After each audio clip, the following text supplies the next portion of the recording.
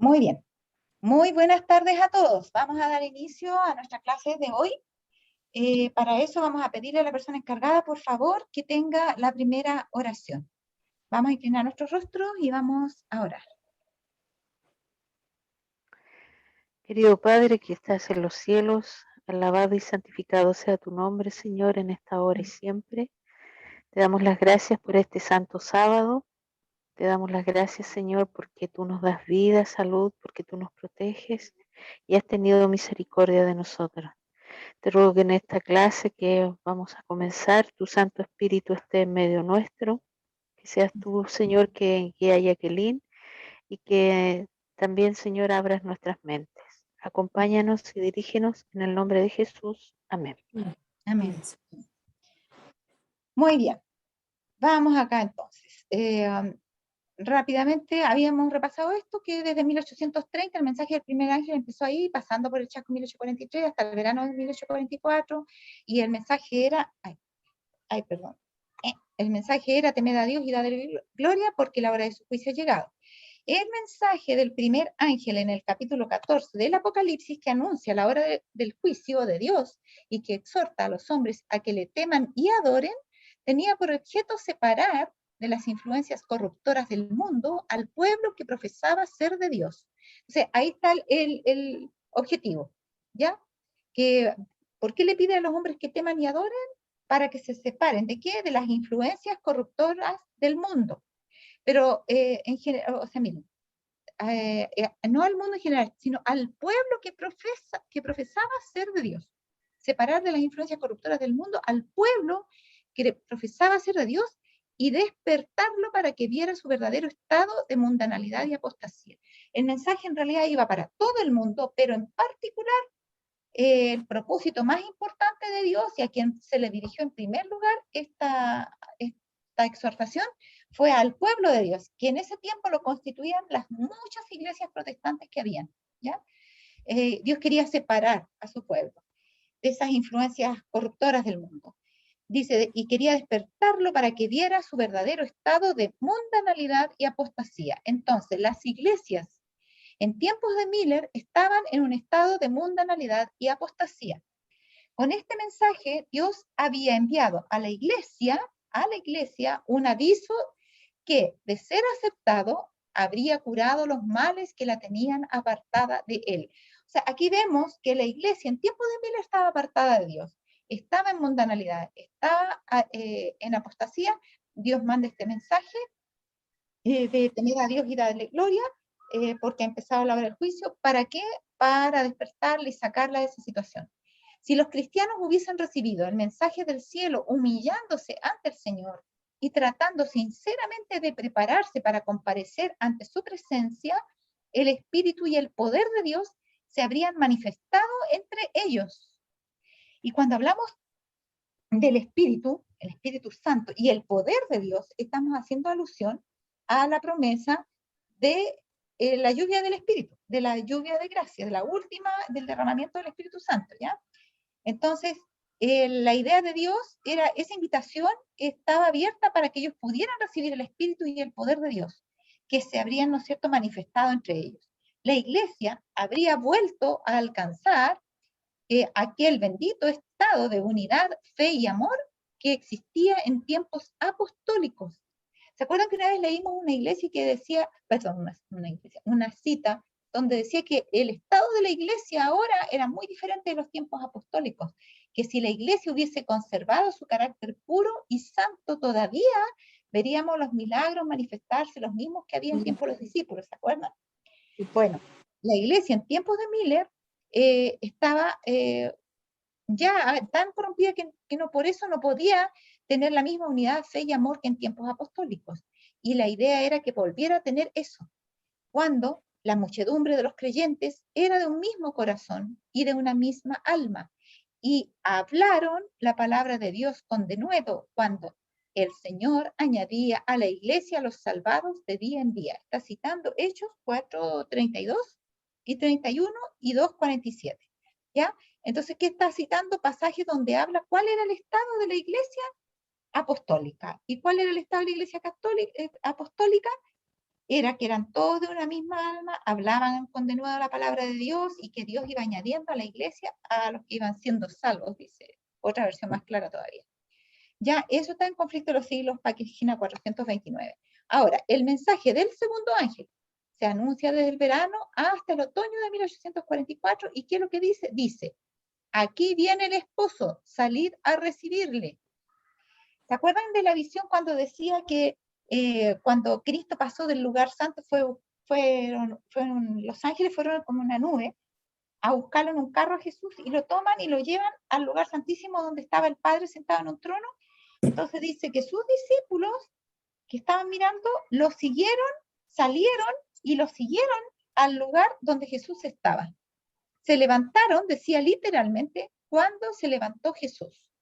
Entonces ese salir fue obedecido porque ellos se levantaron cuando Jesús se levantó y le siguieron, salieron. Entonces el mensaje era, aquí viene el esposo, salid a recibirle. Cristo viene entonces a las bodas y cae Babilonia. Porque ¿a dónde había salido Cristo? ¿A dónde había salido? Al lugar santísimo, donde estaba el Padre. ¿Y para qué pasó al lugar santísimo? Para que se hicieran las bodas. ¿Y en qué consistía esta realización de las bodas? En que él tenía que tomar su reino. ¿Cómo iba a tomar su reino? Por medio de un juicio donde se iba a apartar. Ahí se apartan a las ovejas de los cabritos, ¿eh? Y se ve cuáles son los que quedan y cuáles los que no.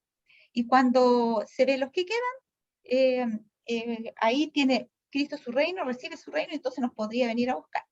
Entonces Cristo salió, lo siguieron, Cristo viene ¿a dónde? A las bodas, y cuando viene a las bodas, ¿qué pasa? Justamente ahí en 1844, cuando pasa, cae Babilonia. ¿Por qué? Porque Babilonia rechazó este mensaje. Y a eso se debió su caída, ¿ya? Y ahí cae Babilonia, y Babilonia, aquí vamos a ver un análisis de eso, dice así: al rechazar la amonestación del primer ángel, rechazaron los medios que Dios había provisto para su redención. Despreciaron al mensajero misericordioso que habría enmendado los males que los separaban de Dios, y con mayor ardor volvieron a buscar la amistad del mundo. Tal era la causa del terrible estado de mundanalidad, apostasía y muerte espiritual que imperaba en las iglesias en 1844. ¿Se dan cuenta? O sea, cuando ellos rechazan el mensaje, justo que decía ahí que eso ocurrió entre el verano y el otoño, se vio una caída grande que hasta salió en los diarios que hablamos de eso. Bueno, cuando se vio esa gran caída, que fue un retroceso espiritual tremendo porque habían avanzado con el mensaje, pero cuando no vino en 1843, entonces ahí hubo esa caída. Y decía acá, volvieron a buscar la amistad del mundo. Se habían apartado del mundo por distintas razones, pero cuando vieron que no vino Cristo en 1843 como pensaban, entonces ellos vuelven a buscar la amistad del mundo, y dice que tal era la causa del terrible estado de mundanalidad, apostasía y muerte espiritual. ¿Y eso dónde imperaba? En las iglesias en general, todas las iglesias que había en tiempos de Emilio. ¿Ya? La católica no, porque ya estaba caída, decíamos, hace muchos años. Ahora dice aquí, en el capítulo 14 de Apocalipsis, el primer ángel es seguido de otro que dice, caída. Caída es la gran Babilonia, la cual ha hecho que todas las naciones beban del vino de la ira de su fornicación. ¿Ya? Este mensaje, ¿a qué corresponde? Aquí estamos en capítulos 14:8, de Apocalipsis 14:8. Corresponde a la consecuencia del mismo mensaje, el mensaje del segundo ángel. ¿Ya? Dice, salid a recibir al esposo. Entonces la gente, ¿no es cierto?, presta atención de nuevo, ¿no es cierto?, a Cristo, que va a pasar del Santo al Santísimo, que está anunciándose para el otoño de 1844, y la gente que recibe ese mensaje queda separada de la que no lo quiere recibir, y esas que no lo quieren recibir caen, y a eso se le llama Babilonia, que son la caída, representa a las iglesias protestantes que cayeron, dijimos, de el estado de privilegio que tenían, de atención preferencial, digamos, de parte de Dios. Ahora dice, la palabra Babilonia deriva de Babel y significa confusión. Se emplea en las Santas Escrituras para designar las varias formas de religiones falsas y apóstatas. ¿Ya? Babilonia entonces son religiones, representan las religiones falsas y apóstatas, y son varias formas. Ya, iba a decir algo mejor, me jalé. En el capítulo 17 del Apocalipsis, Babilonia está simbolizada por una mujer, figura que se emplea en la Biblia para representar una iglesia, siendo una mujer virtuosa, símbolo de una iglesia pura, y una mujer vil de una iglesia apóstata. Y Babilonia sería la iglesia apóstata y la iglesia pura sería la mujer de Apocalipsis 12, ¿ya? Que es la iglesia de Cristo, el remanente. Ahora, o sea, el remanente que queda también pertenece a la iglesia pura. En la Biblia, el carácter sagrado y permanente de la relación que existe entre Cristo y su iglesia está representado por la unión del matrimonio. Esto lo estuvimos viendo todo el rato en el tema del pacto, ¿se acuerdan? Dijimos que se trataba de un pacto matrimonial entre Cristo y su cuerpo, donde él, y su iglesia, donde él era la cabeza y su iglesia era el cuerpo, y que nosotros éramos parte de su carne, de sus huesos y de su sangre. Y ahora aquí esto se ratifica en esta cita, que yo ni me acordaba de la vista, pero dice lo mismo que a la conclusión que llegamos nosotros. En la Biblia, el carácter sagrado y permanente de la relación que existe entre Cristo y su iglesia está representado por la unión del matrimonio. El Señor se ha unido con su pueblo en alianza solemne, prometiendo él ser su Dios, o su esposo, podríamos decir también, y el pueblo, a su vez, comprometiéndose a ser suyo y solo suyo. Dios dice, te desposaré conmigo para siempre, sí, te desposaré conmigo en justicia, y en rectitud, y en misericordia, y en compasiones, y está citando el mismo pasaje que nosotros habíamos mencionado cuando vimos el tema del pacto, y era Oseas 2:19. Y también, yo soy vuestro esposo, o sea, dice ese pasaje Oseas, pero también en Jeremías 3:14 dice, yo soy vuestro esposo.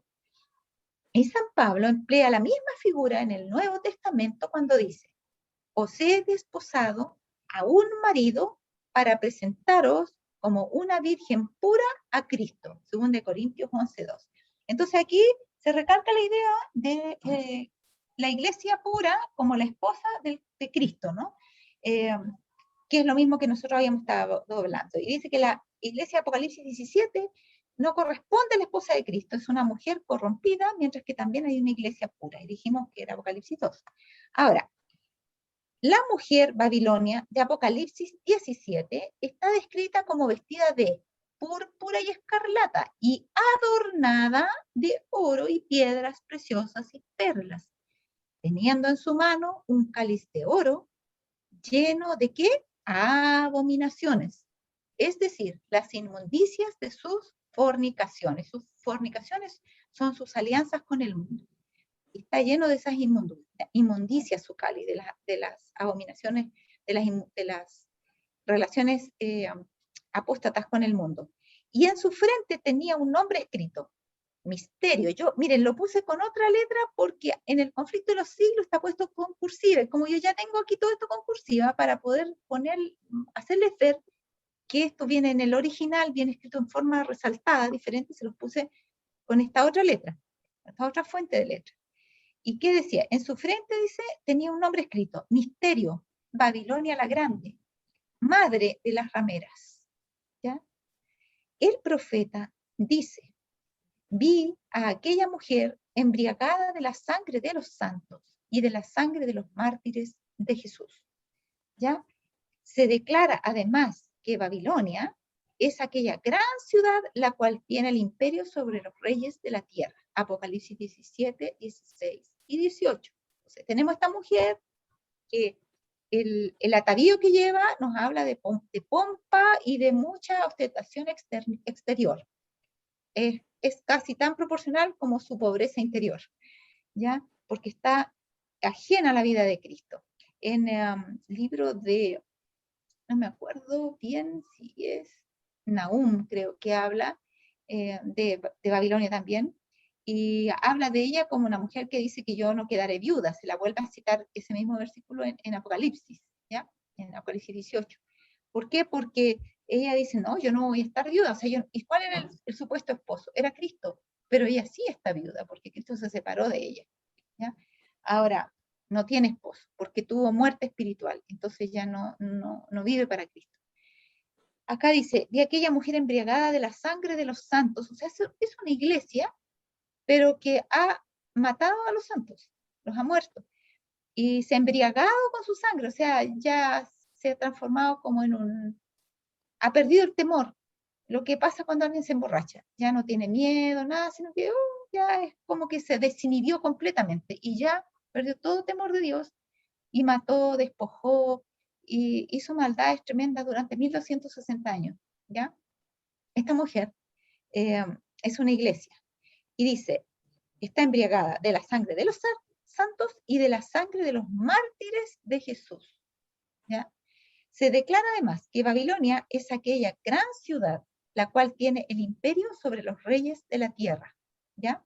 Apocalipsis 17, 16 y 18, versión moderna en el tiempo en que se escribió, ahora no es una versión moderna, es la potencia que por tantos siglos dominó con despotismo sobre los romanos, perdón, sobre los monarcas de la cristiandad es Roma, ¿ya?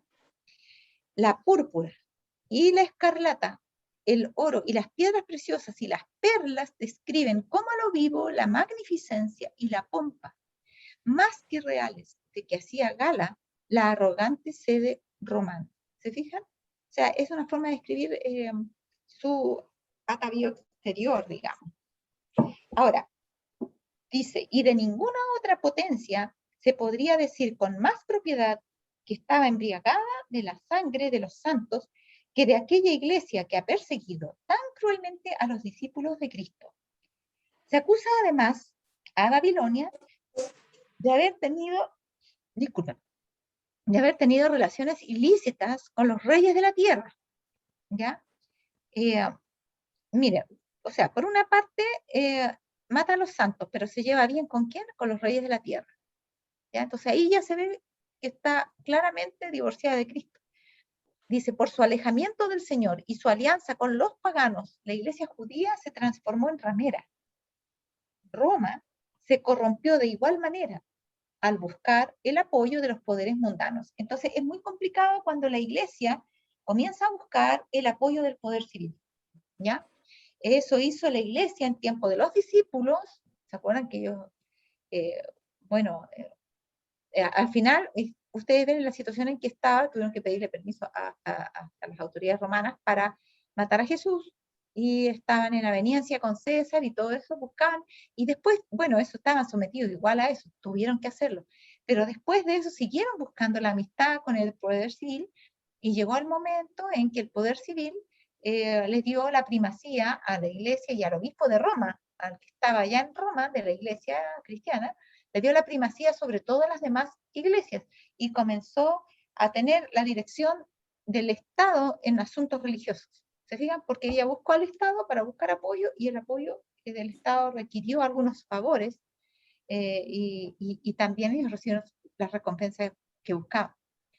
Dice, entonces, acá decía, Roma se corrompió de igual manera al buscar el apoyo de los poderes mundanos. El obispo de Roma, el de la iglesia, después de eso pasó ahí, al final se llega al primer papa, y de ahí toda la sucesión de papas, porque a ellos les gustó tener el apoyo del poder civil, y que la primacía de la dirección de la iglesia estuviera en Roma, antes estaba en Jerusalén, y que el obispo de Roma fuera el principal de todas las iglesias cristianas, ¿ya? Dice, y por consiguiente recibe la misma condenación, ¿ya? Igual que la iglesia de los judíos recibe la misma condenación la iglesia romana. Se dice que Babilonia es madre, ¿de quién? De las rameras. Sus hijas deben simbolizar las iglesias que se atienen a sus doctrinas y tradiciones y siguen su ejemplo, sacrificando la verdad y la aprobación de Dios, ¿ya? La vez pasada justamente estuvimos mencionando sobre esto, ¿ya? Porque era madre de las iglesias, ¿ya? Y leímos la cita, pero yo ahora se las puse porque creo que así queda mejor grabada, que ustedes la puedan leer. Y aquí dice que estas iglesias sacrifican la verdad y la aprobación de Dios para formar alianza ilícita con el mundo. El mensaje de Apocalipsis 14, que anuncia la caída de Babilonia, Y toda esta cita es del conflicto de los siglos, ¿ya? Entonces, este mensaje debe aplicarse a comunidades religiosas que en un tiempo fueron puras y luego se han corrompido. O sea, la caída consiste en una corrupción que penetra las iglesias. En vista de que este mensaje sigue al aviso del juicio, debe ser proclamado ¿cuándo? ¿Cuándo se debe decir que ha caído Babilonia? En los últimos días. ¿Y cuándo dijimos que empezaron los últimos días? En 1798, lo dijimos en la clase anterior. Entonces, este mensaje debe ser proclamado en los últimos días y no puede, disculpen un poquito, creo que la cámara está un poquito sucia, quiero limpiarla para que quede bien. Ya. Y no puede, por consiguiente, referirse solo a la iglesia romana, pues dicha iglesia está en condición caída desde hace muchos siglos. Esta es la cita que habíamos leído, que la estamos repasando, ¿no? Entonces, Babilonia la Grande, la de Apocalipsis 17, no puede ser solamente Roma, es a la que se refiere con la que ha caído Babilonia, porque ya está caída hace muchos siglos y esta cita está haciendo alusión a algo que pasa en el tiempo del fin. Entonces está hablando de las otras iglesias, las iglesias protestantes que ahora caen. ¿Y cuándo caen? Cuando rechazan el mensaje del primer ángel. Dice acá, además, en el capítulo 18 del Apocalipsis se exhorta al pueblo de Dios a que salga de Babilonia. Según este pasaje de la Escritura, muchos del pueblo de Dios deben estar aún en Babilonia. ¿Y en qué comunidades religiosas se encuentran actualmente la mayoría de los discípulos de Cristo? Sin duda alguna, en las varias iglesias que profesan la fe protestante. Y aquí tenemos que tener en consideración que cuando Ellen White escribió esto, fue un buen poco después del chasco, ya las iglesias siguieron su rumbo y había gente que estaba entrando a esas iglesias, que había personas sinceras y que no habían tenido la oportunidad tal vez de escuchar a Miller o de entenderlo y de comprender en qué consistía este movimiento adventista. Y por lo tanto ellas deben seguir teniendo la oportunidad de salir de esas iglesias, así como también la tuvieron los pioneros que salieron. ¿Se fijan? Entonces, este mensaje, a medida que ha pasado el tiempo, sigue siendo actual porque en esas iglesias sigue habiendo cada vez más discípulos y hay muchos de esos que son discípulos de Cristo. Y dice que la mayoría actualmente de los discípulos de Cristo está en las varias iglesias que profesan la fe protestante. Pero esas iglesias ya están caídas, ya están caídas desde el momento en que Dios le dio esa gran oportunidad y que ellas no aceptaron el mensaje del primer ángel. Ahora, dice acá, otro poderoso ángel fue comisionado para que descendiese a la tierra. Jesús le puso en la mano algo escrito. ¿De parte de quién viene entonces el mensaje? De parte de Jesús mismo.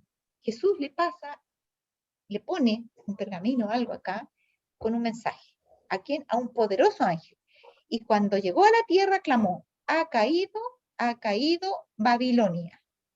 Entonces vi a los que habían sido chasqueados alzar nuevamente los ojos al cielo. ¿Por qué nuevamente? Porque está hablando, habían sido chasqueados del primer chasco, del de 1843, y nuevamente alzan los ojos al cielo para proclamar ahora que Cristo viene en 1844, ¿ya? Entonces, ¿cuándo cayó Babilonia? Antes de otoño de 1844. Cae Babilonia con el mensaje del primer ángel y siguen cayendo hasta más o menos, decía la cita, el verano de 1844 y el anuncio el segundo anuncio de la venida del esposo era para el otoño de 1844, específicamente el 22 de octubre. Entonces dice, vi a los que habían sido chasqueados alzar. ¿Alguien tiene prendido un micrófono? Por favor, para que lo pueda apagar, porque se escuchan ruidos de fondo. Entonces vi a los que habían sido chasqueados alzar nuevamente los ojos al cielo, mirando con fe y esperanza, en busca de la aparición de su Señor. ¿Cuál venida están esperando? La segunda venida. ¿Y cuándo la están esperando? La están esperando para el otoño de 1844. Dice, a medida, o sea, y ese poderoso ángel que entonces entregó ese segundo mensaje, es el segundo mensaje el segundo ángel de Apocalipsis 14. Ahora, a medida que el pueblo de Dios se unía en el clamor del segundo ángel, la hueste celestial manifestaba el más profundo interés en el efecto del mensaje. O sea, todo el cielo estaba pendiente de cómo iba a reaccionar el pueblo de Dios que estaba siendo exhortado con este mensaje. ¿Qué efecto iba a tener este mensaje en el pueblo de Dios? Jesús comisionó a otros ángeles para que volasen prestamente a revivir y fortalecer la fe en decadencia de su pueblo. ¿Y por qué la fe estaba en decadencia? Porque habían tenido un chasco, el primer chasco, y tenía que revivirlo, y todavía tenían que pasar por otro chasco, ¿se fijan? Entonces manda otros ángeles para revivir y fortalecer la fe en decadencia de su pueblo y a prepararlo para comprender el mensaje del segundo ángel y el paso importante que pronto se había de dar en el cielo. ¿Qué paso importante se iba a dar pronto en el cielo? El paso importante era que Cristo iba a iniciar el juicio investigador. Iba a pasar del lugar santo al santísimo e iba a comenzar con la revisión de los registros de todos los que alguna vez profesaron ser parte del pueblo de Dios desde Adán en adelante. Ahora dice, vi a estos ángeles recibir gran poder y luz de Jesús y volar prestamente a la tierra para cumplir su mandato de ayudar al segundo ángel en su obra. Una gran luz resplandeció sobre el pueblo de Dios cuando los ángeles clamaron, aquí viene el esposo, salid a recibirle. Mensaje del segundo ángel. Entonces vi a aquellos que habían sido chasqueados en el primer chasco levantarse y en armonía con el segundo ángel proclamar, aquí viene el esposo, salid a recibirle. Reciben ese mensaje de parte de Cristo que se lo dio al ángel y ellos ahora lo proclaman al mundo y dicen, aquí viene el esposo, salid a recibirle, al mundo y a las iglesias. ¿Ya?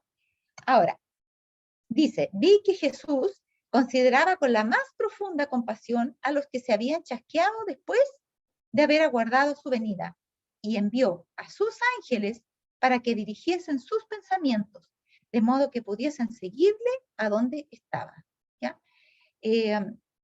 No es que, pucha, Jesús, ¿cómo? Si ya sufrieron tanto con el primer chasco, no se le da nada, que ahora vayan a tener otro chasco. No. Dice que él tenía, los consideraba con la más profunda compasión. ¿Ya? Pero era algo necesario. Jesús nunca, mire, en Lamentaciones 2:33 dice, porque Él no aflige ni entristece voluntariamente a los hijos de los hombres. O sea, no es la voluntad de Dios afligirnos y entristecernos. No es su voluntad esa, pero lo hace porque nosotros a veces lo necesitamos.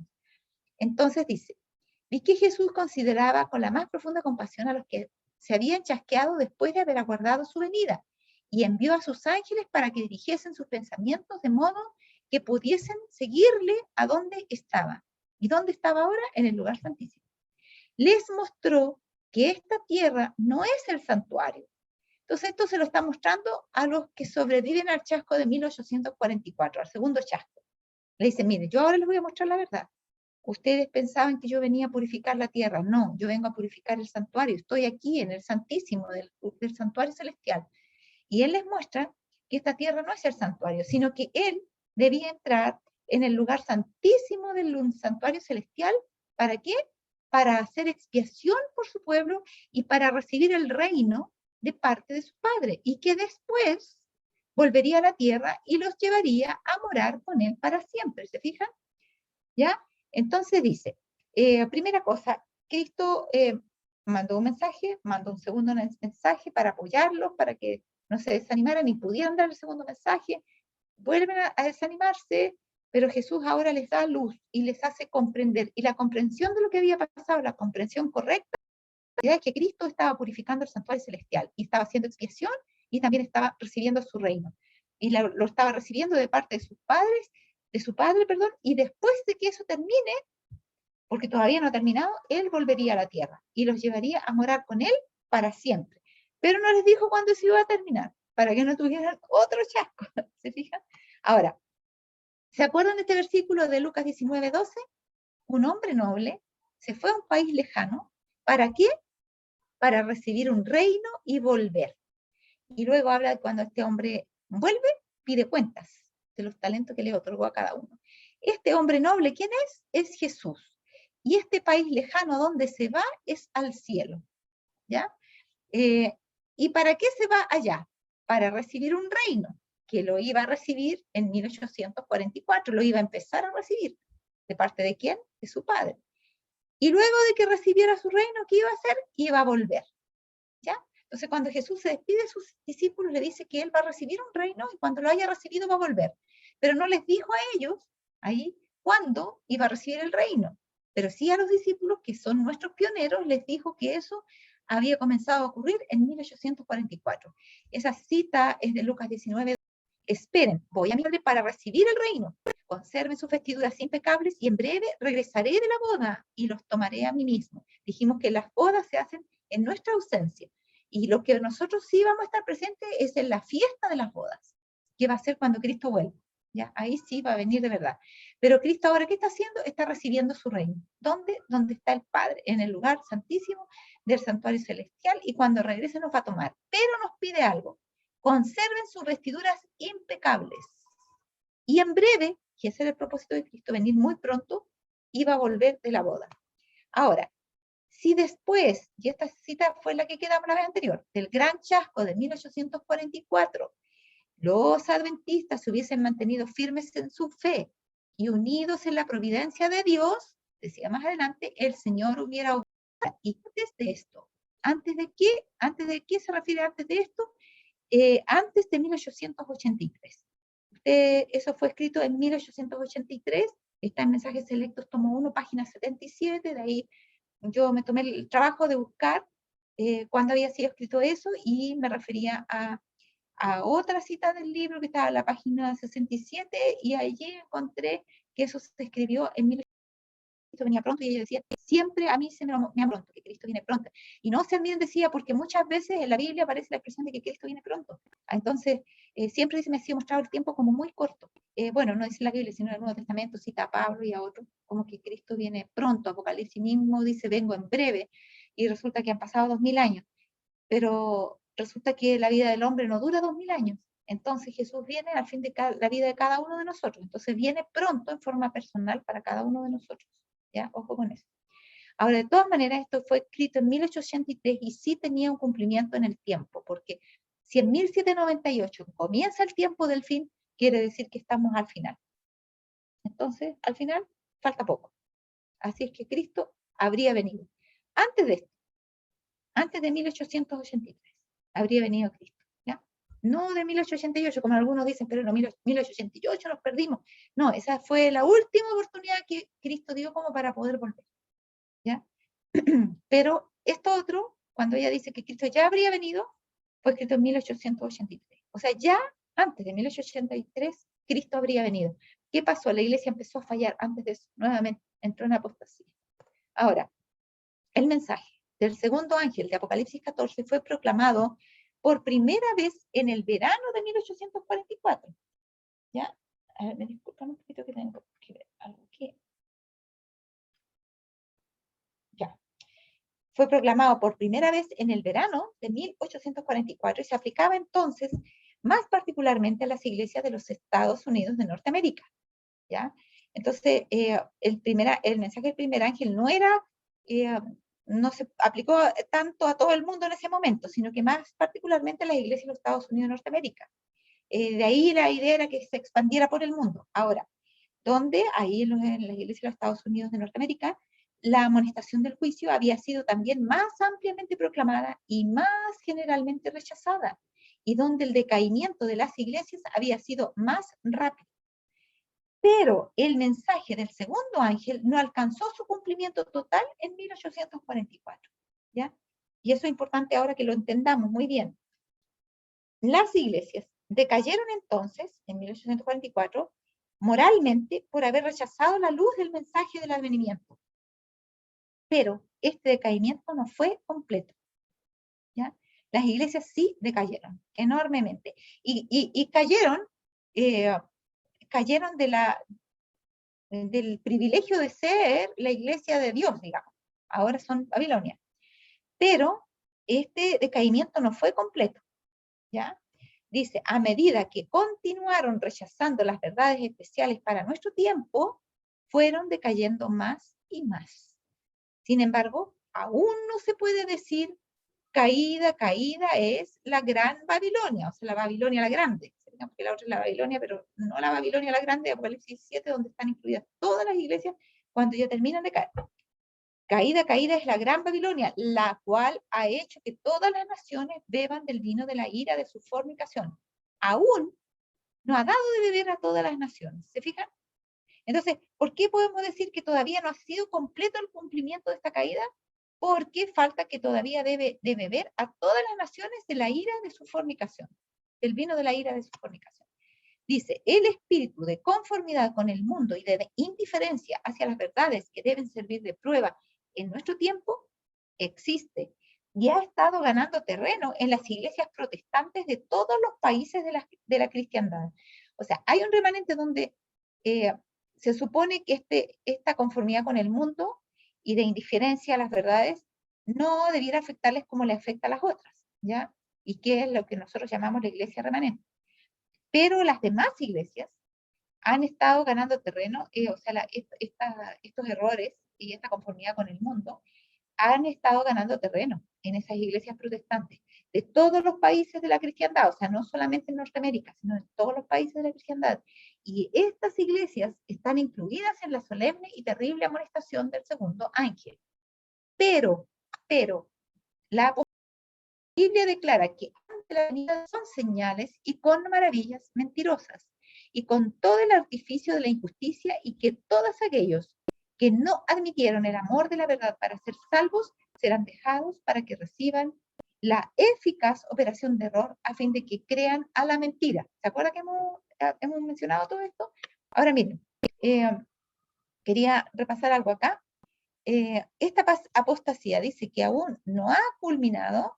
Se está refiriendo a que como las iglesias siguieron creciendo, como yo les decía, ahora hay en ellas mucho pueblo de Dios adentro de estas iglesias que son apóstatas. Son iglesias apóstatas. La iglesia que Dios levantó no es considerada una iglesia apóstata porque tiene la verdad. La diferencia no es que seamos mucho más buenos que las otras iglesias, no.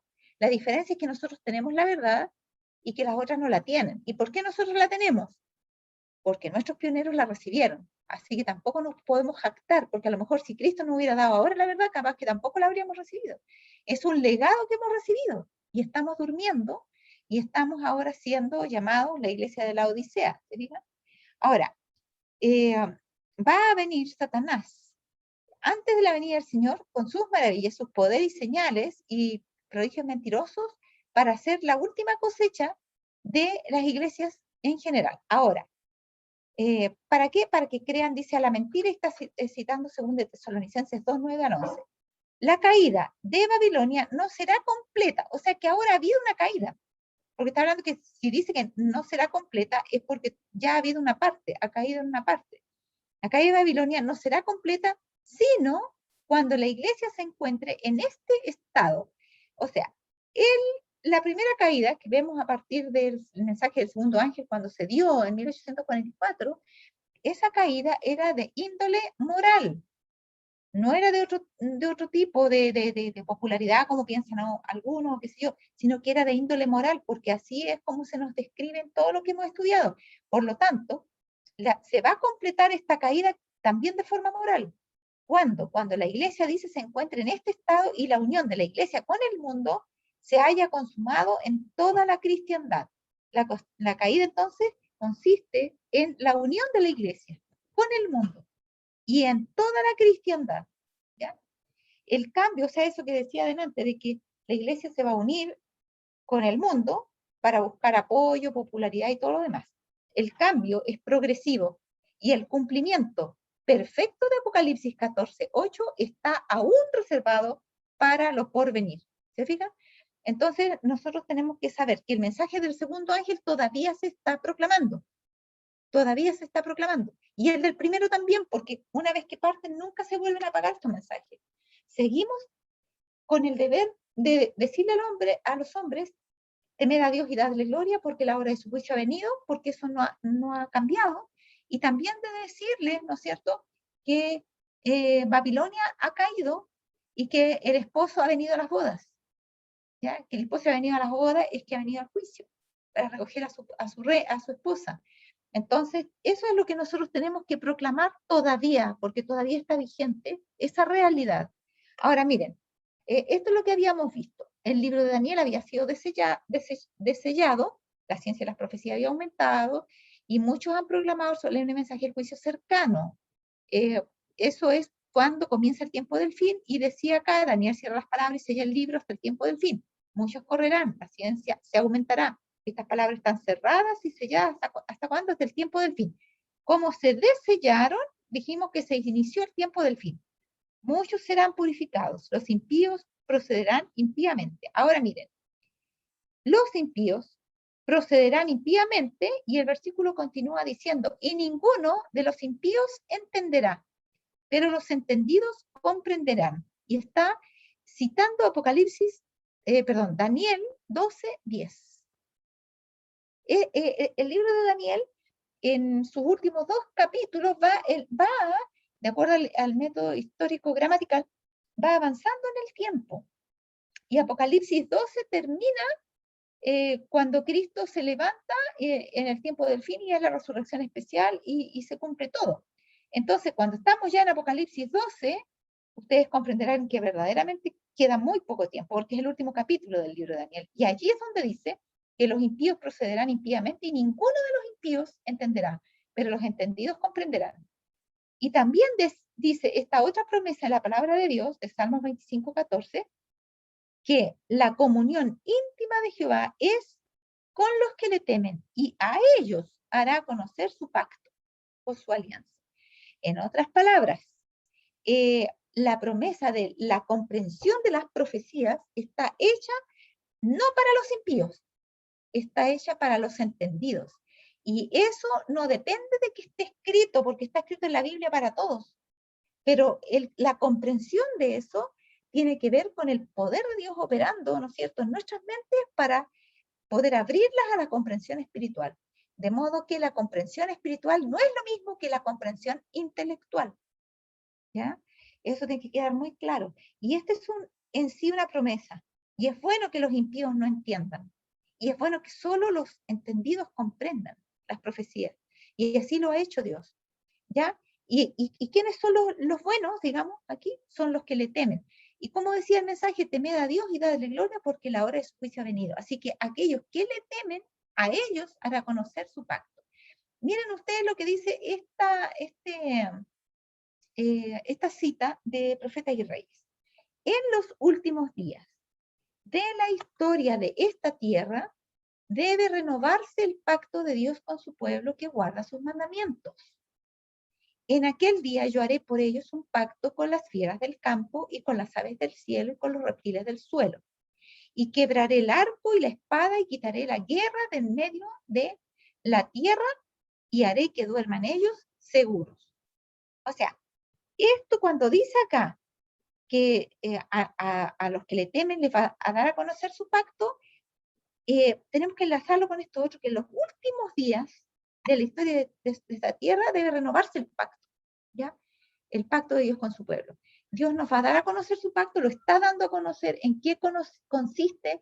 Nuestra comprensión espiritual debe estar al máximo, ¿no es cierto?, para que entendamos que nosotros estamos en esta relación con el pacto roto con Dios. Por eso que nosotros, como decíamos delante, no podemos realizar las mismas obras que se realizaban en tiempos de que cuando Dios derramó su Espíritu Santo en la Iglesia Apostólica.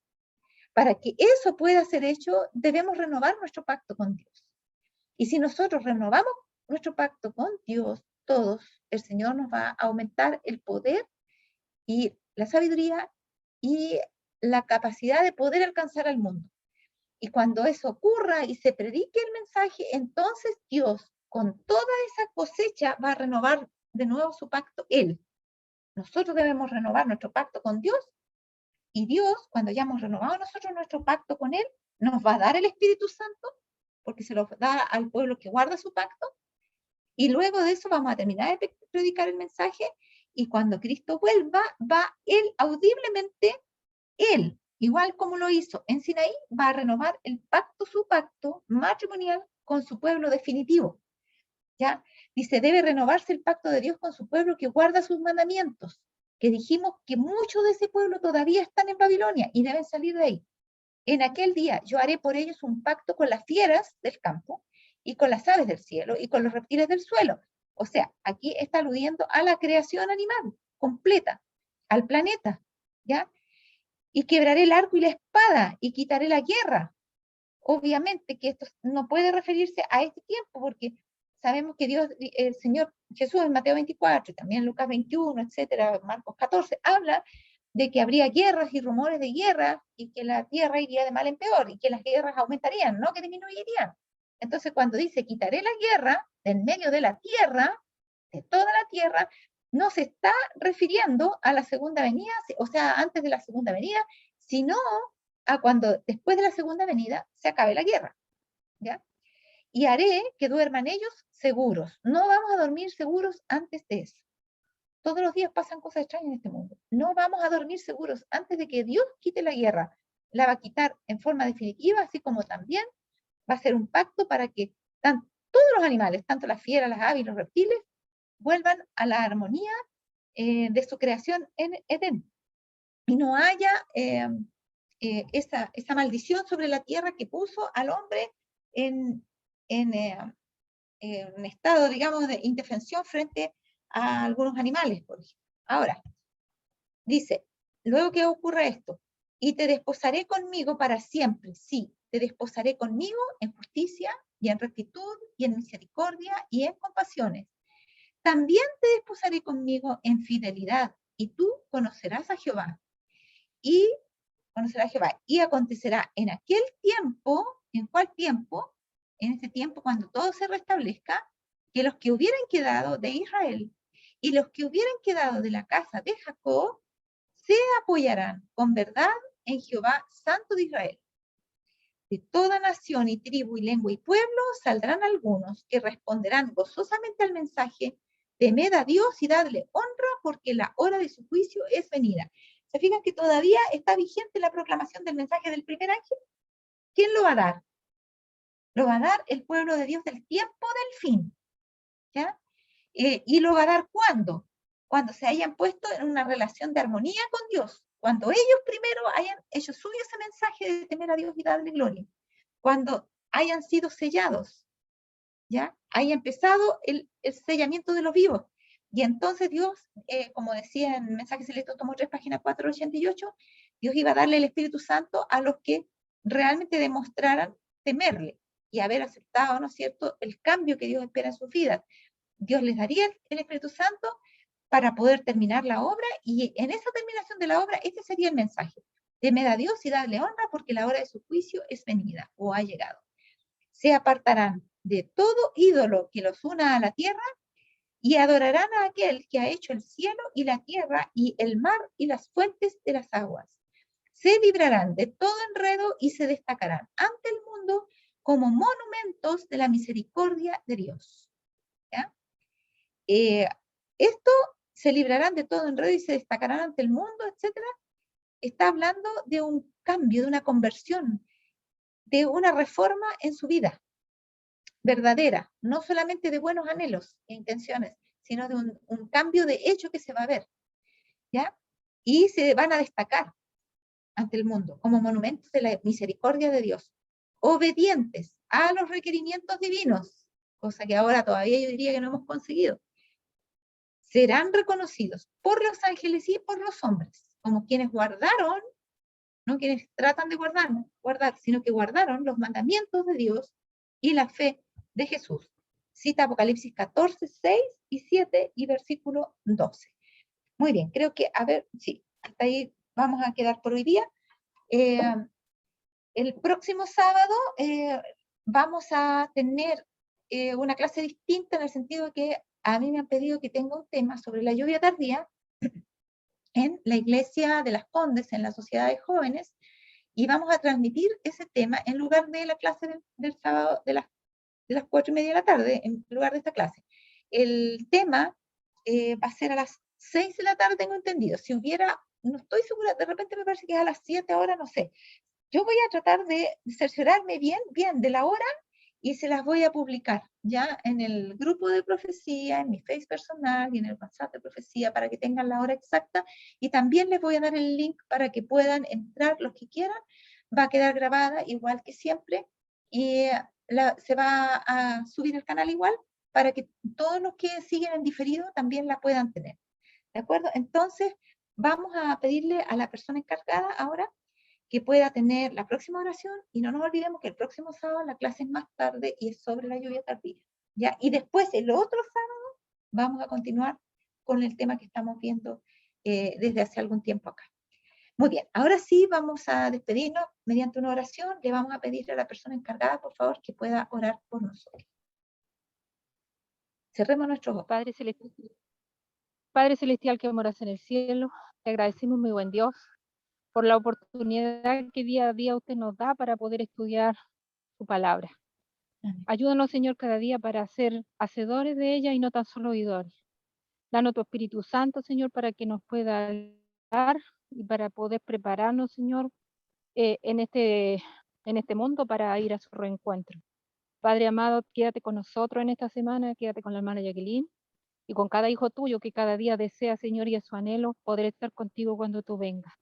Danos tu paz a nuestros corazones, y que nos ayudes, Padre mío, porque sin ti nada podremos hacer. Quédate en cada uno de nosotros, en cada uno de nuestra familia, y ayúdanos, Señor, para poder ser fieles testimonios de ti hacia ellos. Amén. Humildemente lo rogamos en el nombre amado de su Hijo Jesús. Amén. Amén, Señor.